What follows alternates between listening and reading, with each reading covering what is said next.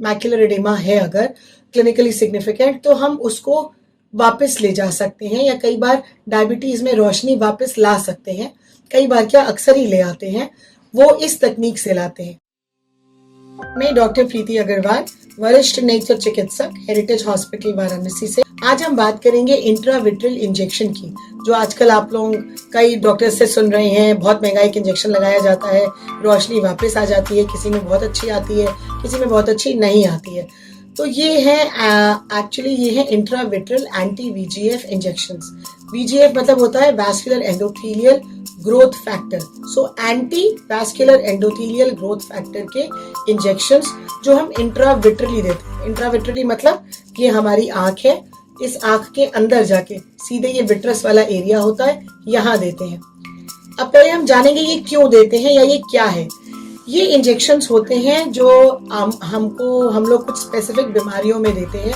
जिससे पहले आप लोग सुनते थे कि डायबिटीज का अगर चीजें प्रकोप बढ़ जाए या आंख पे बहुत असर दिख जाए तो हमारे पास दवाई के अलावा कोई बहुत चारा नहीं होता था, या अगर हेमरेज आ गया तो आप ऑपरेशन करते थे। लेकिन अब अगर सिग्निफिकेंट मैक्युलर एडेमा है अगर क्लिनिकली सिग्निफिकेंट, तो हम उसको वापस ले जा सकते हैं, या कई बार डायबिटीज में रोशनी वापस ला सकते हैं।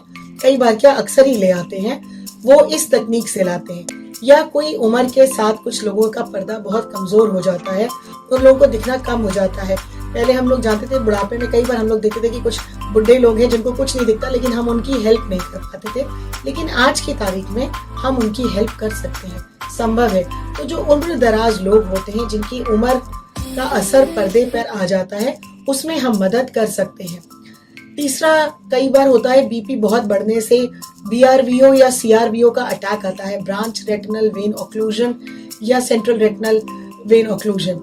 इसमें हम लोग देखते हैं जैसे आप बीपी में सुनते हैं ना, हार्ट ब्लॉक हो गया या हार्ट की नस फट गई, वैसे ही आंख की भी नस होती है। अगर वो ब्रांच फटी है तो ब्रांच रेटिनल वेन ऑक्लूजन होता है, और अगर वो मेन वाली वेन फट जाती है तो सेंट्रल रेटिनल वेन ऑक्लूजन होता है। तो ये सारे हमारे इंडिकेशंस हैं जहां पे हम ये इंजेक्शन देते हैं और बहुत फायदा होता है।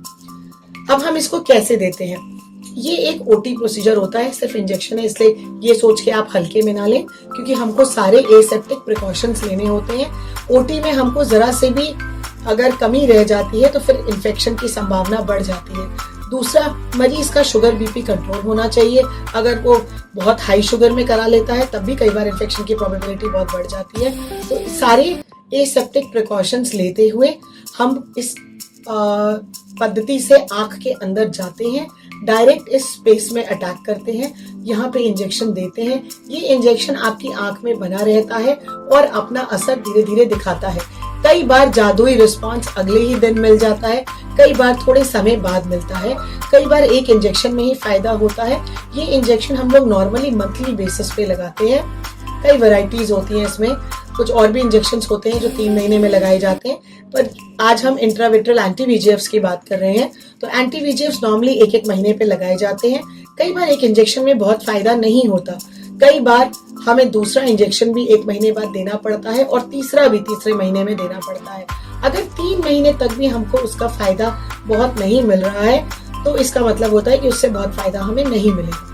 बट आपकी बॉडी उस इंजेक्शन को कैसे रिस्पॉन्ड करती है, इस पे हमारा रिजल्ट बहुत डिपेंड करता है, क्योंकि कई बार क्या मैक्सिमम बार लोगों को अगले ही दिन जादुई रिस्पॉन्स मिलने लगता है।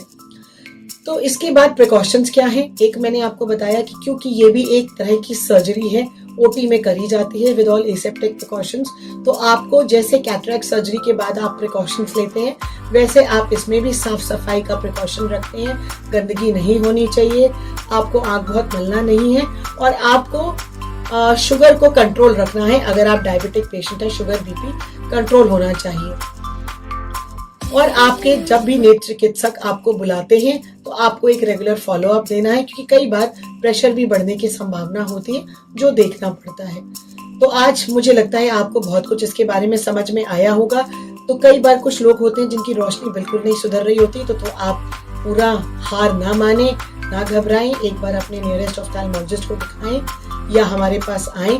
जांचें करके हम ये देख सकते हैं कि क्या हम आपकी कुछ मदद कर सकते हैं कि नहीं कर सकते। अगर कर सकते हैं और आपकी थोड़ी सी भी रोशनी वापस आती है, यूजफुल विजन वापस आता है, और अगर आपकी क्वालिटी ऑफ लाइफ इम्प्रूव करती है तो ये एक डॉक्टर के लिए इससे अच्छा और कुछ नहीं हो सकता। Thank you.